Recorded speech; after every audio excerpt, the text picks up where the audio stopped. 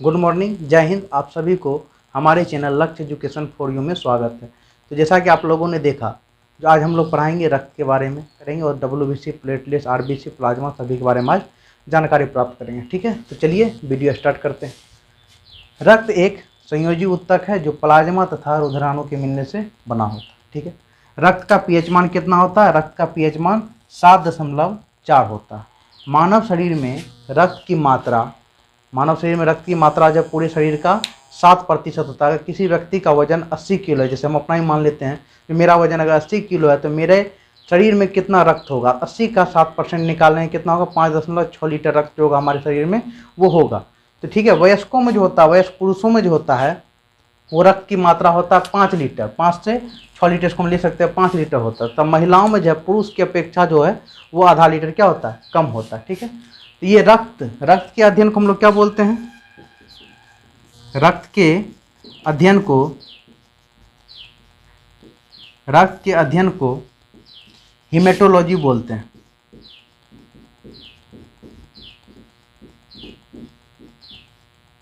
रक्त के अध्ययन को हिमेटोलॉजी कहते हैं। ठीक है, रक्त के अध्ययन को हिमेटोलॉजी कहते हैं। तो ये सब आप लोग नोट कर लीजिए। ठीक है, तो हम चर्चा करते हैं रक्त के प्रकार पे। तो रक्त को जो है 2 भागों में बांटा गया है। पहला प्लाज्मा, दूसरा रुधिराणु। ठीक है, तो रुधिराणु को फिर 3 भागों में बांटा गया है। पहला RBC, रेड ब्लड कार्पल्स या रेड ब्लड सेल जिसे लाल रक्त कण कहते हैं, व्हाइट ब्लड सेल श्वेत रक्त कण, और तीसरा प्लेटलेट्स जिसको रक्त बिंबाणु या रक्त पट्टिकाणु हम लोग कह सकते हैं। ठीक है, तो इसके बारे में हम लोग जो है आगे चर्चा करेंगे। चलते हैं रक्त के पहला पार्ट पे। तो पहला भाग जो हमारा प्लाज्मा है। प्लाज्मा क्या होता है? यह हल्के पीले रंग का तरल पदार्थ होता है। प्लाज्मा रक्त में 55% पाया जाता है। पूरा रक्त जितना होगा उसका कितना 55% क्या रहता है? प्लाज्मा रहता है। प्लाज्मा में 90 से 92% जल होता है तथा 6 से 8% जो होता है मेरा क्या होता है? प्रोटीन होता है। कहीं कहीं इसको 7% लिख देता है, 7% प्रोटीन होता है। लवण जो है 0.9% होता है। ग्लूकोज जो है वो मेरा 0.1% होता है। ठीक है, प्लाज्मा का कार्य क्या होता है? प्लाज्मा कार्य शरीर का ताप नियंत्रण करना तथा रोगों से रक्षा करना होता है। प्लाज्मा कार्य क्या होता है? शरीर का ताप नियंत्रित करता है और रोग से रक्षा करता है। ठीक है, प्लाज्मा में पाए जाने वाला प्रोटीन जो है वो निम्नलिखित है। पहला है फाइब्रिनोजन। फाइब्रिनोजन क्या होता है? रक्त का थक्का बनाने में तथा स्कंदन में कहा जाता है। ग्लोबुलिन क्या होता है? ग्लोबुलिन जो होता है वो प्रतिरक्षा तंत्र संतुलित करता है। ठीक है, और एल्बुमिन क्या होता है? परासरणी संतुलित करता है। ठीक है, तो इसका हम एक चित्र के माध्यम से जो है हम इस तरह से बना सकते हैं जिसमें क्या क्या कितना प्रतिशत पाया जाता है। ठीक है, जैसे हम लोग ले लेंगे प्लाज्मा में क्या क्या कितना प्रतिशत पाया जाता है। जल मेरा कितना होता है? जल 90 से 92%। ठीक है, प्रोटीन 6 से 8%। लवण 0.9% और 0.1% जो होता है मेरा क्या होता है? ग्लूकोज होता है। ग्लूकोज 0.1%। ठीक है, तो इतना को चित्र के माध्यम से हम लोग लिख लेंगे। ठीक है, आगे जो है ये फाइब्रिनोजन क्या करता है? फाइब्रिनोजन जो है वो मेरा क्या करता है? रक्त का थक्का बनाने में क्या होता है? कार्य में आता है। तो रक्त का थक्का बनाता है फाइब्रिनोजन। अगर प्लाज्मा में से फाइब्रिनोजन निकाल दिया जाए तो क्या होता है? प्लाज्मा में से फाइब्रिनोजन निकाल दिया तो उसको हम लोग क्या बोलते हैं? सीरम कहते हैं। सीरम क्या होता है? प्लाज्मा में फाइब्रिनोजन निकालने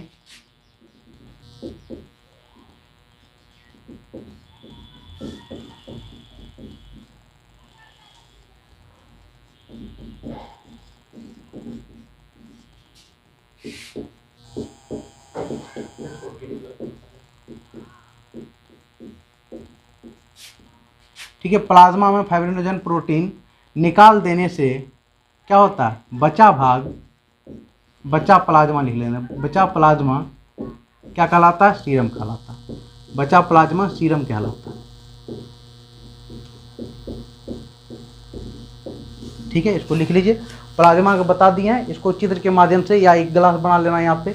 ये मान लीजिए प्लाज्मा का गिलास हो गया। इस गिलास में हम लोग कैसे बनाते हैं, जैसे आजकल गर्मी में जो हम लोग शरबत पीते हैं तो पानी डालते हैं, नींबू डालते हैं, नमक डालते हैं, चीनी डालते हैं। इसी प्रकार जो है प्लाज्मा में क्या क्या होता है वो इसको बना लेंगे हम। ठीक है, तो सीरम क्या होता है बता दिए हैं। प्लाज्मा में फाइब्रिनोजन प्रोटीन अगर निकाल देंगे तो बचा भाग जो है प्लाज्मा को मेरा क्या कहलाता है, सीरम कहलाता है। तो प्लाज्मा के बारे में हम लोगों ने पढ़ लिया। अब आगे चलते हैं रुधिराणु के बारे में जानने के लिए, रुधिराणु का प्रकार पढ़ेंगे। ठीक है, इसको नोट कर लीजिए पूरा। हम लोग जो है प्लाज्मा के बारे में पढ़ लिए, अब पढ़ेंगे उसका रक्त का दूसरा भाग। रक्त का दूसरा भाग क्या मेरा, रुधिराणु है। तो प्लाज्मा जो है पूरे रक्त में कितना है, 55% है। तो बच गया कितना, 45% बच गया। और 45% बचा हुआ जो मेरा क्या है, रुधिराणु है। तो रुधिराणु का हम लोग 3 भाग बताएं, आरबीसी, डब्ल्यूबीसी और प्लेटलेट। तो तीनों के बारे में चर्चा करेंगे। पहले पहला भाग चर्चा कर लेते हैं, आरबीसी, लाल रक्त कण। इंग्लिश में इसको बोलते हैं रेड ब्लड कॉर्पल्स। ठीक है, रेड ब्लड कॉर्पल्स। आरबीसी को इरिथ्रोसाइट भी कहा जाता है। आरबीसी का दूसरा नाम क्या है, इरिथ्रोसाइट। आरबीसी को इरिथ्रोसाइट भी कहा जाता है। ठीक है, इसका रंग जो है लाल क्यों होता है, खून लाल क्यों होता है, क्योंकि आरबीसी में लोह युक्त जटिल प्रोटीन हीमोग्लोबिन, क्या नाम है, हीमोग्लोबिन, हीमोग्लोबिन पाया जाता है, जिसके कारण क्या होता है, आरबीसी मेरा लाल होता है। आरबीसी का कार्य क्या होता है, आरबीसी का मुख्य कार्य जो है वो ऑक्सीजन तथा कार्बन डाइऑक्साइड का क्या करता है, संवहन करता है। ठीक है, ऑक्सीजन और कार्बन डाइऑक्साइड का संवहन करेगा। आरबीसी का जीवन काल कितने दिन का होता है, आरबीसी का जीवन काल 120 दिन का होता है। लेकिन यह प्रयोगशाला में जो इसका जीवन काल कितना होता है, 60 दिन का होता है। 60 दिन का होता है। 60 दिन बाद ये क्या होगा, नष्ट हो जाएगा। ठीक है, तो ये जो नष्ट होने के बाद कहाँ चला जाता है, प्लीहा में चले जाता है। प्लीहा के बारे में बता दिए हैं। ये नष्ट होने के बाद क्या होता है, प्लीहा में चले जाता है। 120 दिन के बाद ये नष्ट हो जाता है। ठीक है, तो प्रति 100 मिलीलीटर रक्त में जो है 12 से 16 ग्राम हीमोग्लोबिन पाया जाता है। 12 से 16 ग्राम हीमोग्लोबिन पाया जाता है। पुरुष में जो होता है वो 14 ग्राम होता है और महिला में 13 ग्राम एवरेज लिया गया। ठीक है, तो स्वस्थ मनुष्य में जो है आरबीसी 50 से 55 लाख प्रति घन मिलीमीटर रक्त में होता है। कितना होता है, 50 से 55 लाख मिलीमीटर घन में होता है। प्रत्येक रक्त में जो है, प्रत्येक रक्त का विनाश जो होता है वो कहाँ होता है, प्लीहा में। इसलिए प्लीहा को हम लोग क्या बोलते हैं, आरबीसी का कब्रिस्तान बोलते हैं। कब्र हो गया ये, यानी यहाँ पे आरबीसी मर गया और वहाँ मरने के बाद कहाँ जाता है, दफन होने के लिए प्लीहा में चले जाता है। ठीक है, प्लीहा को हम लोग क्या बोलते हैं, ब्लड बैंक भी बोलते हैं, क्योंकि यहाँ पे क्या होता है, ब्लड बनता है।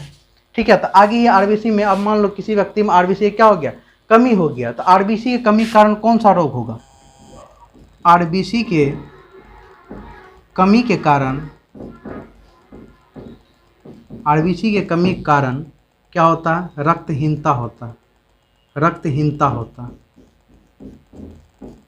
रक्तहीनता होता, जिसे हम लोग क्या बोलते हैं, एनीमिया भी बोलते हैं। इंग्लिश में एनीमिया बोलते हैं। ठीक है, रक्तहीनता और एनीमिया होता। ठीक है, तो अब जो है इसमें आरबीसी में बच गया 2-3 पॉइंट। पहला बच गया आरबीसी जो किस आकार का होता है, आरबीसी मेरा क्या सा होता है, आरबीसी होता है गोला आकार का। ठीक है, आरबीसी होता है गोल आकार का, लिख लो, आरबीसी गोल आकार का होता है।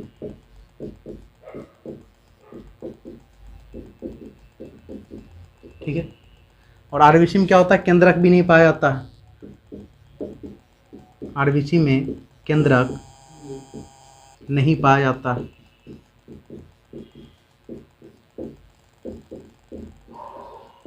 ठीक है, इतना को नोट कर लेना। तो हम लोगों ने रुधिराणु के पहले भाग किस पे चर्चा किया, आरबीसी पे चर्चा कर लिया। अब जो है डब्ल्यूबीसी के बारे में जानते हैं। डब्ल्यूबीसी को हिंदी में हम लोग बोलते हैं श्वेत रक्त कण। ठीक है, श्वेत रक्त कण बोलते हैं। इसका इंग्लिश नाम जो होगा वाइट ब्लड कॉर्पल्स होगा। ठीक है, वाइट ब्लड कॉर्पल्स होगा।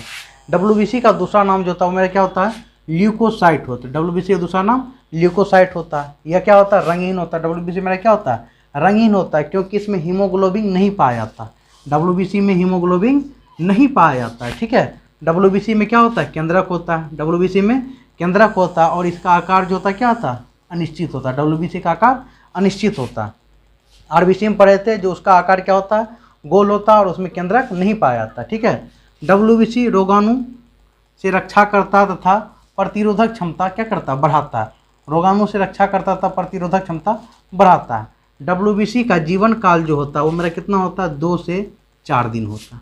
ठीक है, उसके बाद वो मरेगा तो वो भी कहाँ जाएगा, पलिहा में ही जाएगा। WBC का सामान्य मात्रा से कम होना ल्यूकोपीनिया कहलाता है। सामान्य मात्रा से अगर WBC कम हो जाएगा तो ल्यूकोपीनिया होगा, अगर सामान्य मात्रा से अधिक हो गया तो ल्यूकोमिया हो जाएगा। ल्यूकोमिया जिसको हम लोग बोलते हैं ब्लड कैंसर, ब्लड कैंसर। ठीक है, ब्लड कैंसर हो जाएगा। यही WBC कारण ही होता है। अगर WBC बढ़ गया सामान्य मात्रा से, सामान्य मात्रा कितना होता है WBC एक स्वस्थ मनुष्य में जो है 6000 से 8000 प्रति घन मीटर होगा। अगर ये 8000 से ज़्यादा हो गया तो क्या होगा, ल्यूकोमिया हो सकता है, ब्लड कैंसर हो सकता है। ठीक है, WBC का निर्माण जो था वो अस्थि मज्जा में होता है। RBC में छूट गया था, RBC का निर्माण अस्थि मज्जा में ही होता है। ठीक है, WBC का कार्य होता है एंटीजन तथा एंटीबॉडी का निर्माण करना। ठीक है, ये क्या करता है, प्रतिरोध करता है, रोगाणु को मारता है, इसलिए इसे शरीर का क्या बोलते हैं हम लोग, सिपाही भी कहते हैं। WBC को सिपाही कहते हैं। ठीक है, इसको नोट कर लीजिए, आगे बताते हैं। तो WBC के प्रकार के बारे में हम लोग चलते हैं। WBC को यहाँ पे 2 भागों में बांटा गया। पहला कनिकाणु और दूसरा अकन। कनिकाणु का इंग्लिश होता है ग्रेन्यूलोसाइट और अकन का होता है एग्रेन्यूलोसाइट। ठीक है, अब यहाँ कनिकाणु जो था, कनिकाणु को 3 भागों में बांटा गया। न्यूट्रोफिल्स जो मेरा होता है 60 से 65% पूरे WBC में। ठीक है, उसके आता है इसोनियोफिल्स जो होता है मेरा 2 से 3% WBC में। उसके बाद होता है बेसोफिल जो मेरा था 0.5 से 1%, सबसे कम यही होता है WBC में। बेसोफिल की संख्या क्या होता है, सबसे कम होता है। अब चलते हैं दूसरा प्रकार अकन के बारे में। अकन में होता है लेम्फोसाइट जो 20 से 25% 20 से 25% होता है। और लेम्फोसाइट जो है 2 प्रकार का होता है, एक बी लेम्फोसाइट होता है और दूसरा टी लेम्फोसाइट होता है। ठीक है, इसका दूसरा प्रकार होता है मोनोसाइट। मोनोसाइट होता है 6 से 8%। ठीक है, अब इस सभी के कार्य के बारे में चर्चा करेंगे। वैसे तो बोला जाता है WBC क्या करता है, रोग प्रतिरोधक क्षमता को बढ़ाता है, लेकिन उसके नीचे ये सब है, इस सब से मिलकर क्या होता है WBC कार्य करता है। तो इसके बारे में हम लोग चर्चा करेंगे, WBC के सभी प्रकार के कार्यों के बारे में। जैसे मेरा न्यूट्रोफिल और मोनोसाइट। न्यूट्रोफिल और मोनोसाइट जो होता है क्या होता है, भक्षण कोशिका होता है। ठीक है, भक्षण कोशिका होता है जो बाहर से आने वाले रोगाणुओं का सफाया कर देता है। इओसिनोफिल जो होता है मेरा क्या होता है, संक्रमण से बचाव करता है। किससे बचाव करता है, संक्रमण से बचाव करता है। और बेसोफिल जो होता है वो मेरा होता है हिस्टामिन, हिपेरिन आदि का स्राव करता है। बी लिम्फोसाइट और टी लिम्फोसाइट जो होता है शरीर के प्रतिरक्षा के लिए उत्तरदायी होता है। बस इतना ही था WBC में, और आगे हम लोग चर्चा करेंगे प्लेटलेट्स के बारे में। ठीक है, इसको नोट कर लीजिए।